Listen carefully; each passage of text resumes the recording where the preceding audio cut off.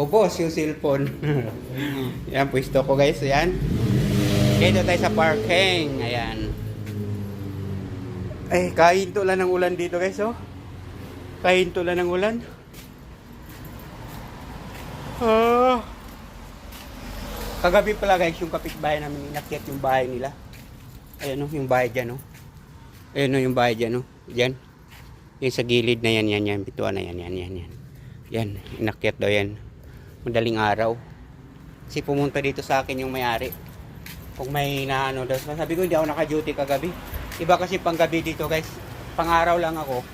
Pag Sabado, street ako Sabado kasi di po Sunday. Nagro-rubing talaga ako. Ayan. Madilim dito. Ayan, dito sa gilid sa amin yan. Madilim. Bantayan ito yung kotse guys. Baka bukas wala nang gulong. Marami kasi dito eh.